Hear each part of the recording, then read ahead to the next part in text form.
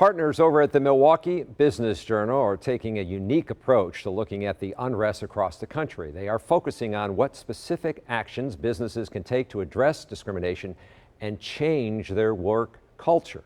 Reporter Nick Williams and founder of the Effective Communication coach Denise Thomas both join us now. We appreciate you making time. Nick, let me start with you. What are you hearing from business leaders that can get this conversation going about the work culture? Oh, one thing that we're hearing that from the top of an organization or a company, that message needs to come from leadership, CEOs, presidents, management. It has to start with them. And from there, recruiting practices is one, hiring practices, changing how you bring inclusion into your workforce. We're also hearing understanding and listening. If you don't understand, bring in somebody who does. But it's important to listen. It's important to reflect the community in which your business is located and then the consumers you serve. Denise, you have been a part of many of these conversations. Give me a sense of how you get that conversation going. And it doesn't necessarily have to be an uncomfortable conversation, but maybe how to address people who don't know they have biases or the biases that they might have.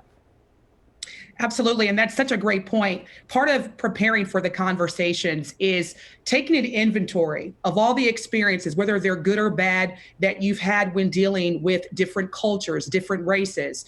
And first, just have an awareness of what you want to change, what you want to unlearn, what you want to gain from these conversations. And it has to be ongoing. As you'd mentioned, there's a number of people out there, including myself, who have been contacted to help facilitate these conversations. And the immediate thing that we have to do, whether we are people managers or employees, is understand what bias and racism feels like for everyone. And then from there, understand how we can solve the issue in the workplace. Nick, did you find that from these business leaders that they still need to get to the root of this issue to have these conversations? Yes, Jonas Priesting, the CEO of Manpower Group, which is one of the largest public companies, not only in the world, but of course in Wisconsin, he said that, I thought we were doing a great job, but come to realize we weren't doing nearly enough. So it comes down to really taking a look at what you've done so far, and have you made the progress that you thought you had by now. And I think a lot of these companies are realizing that they haven't. So Denise, that's an interesting point. The company that says, oh yeah, we had that conversation last year, right? Do we need to have it again? Is this an ongoing conversation?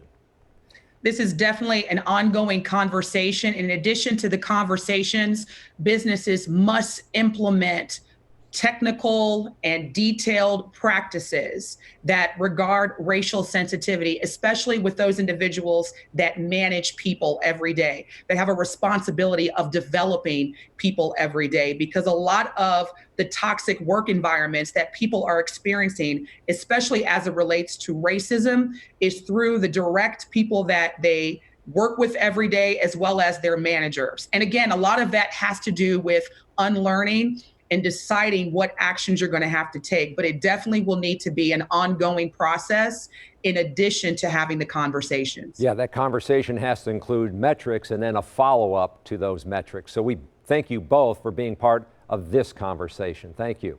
To read the complete article, just head to bizjournals.com/Milwaukee.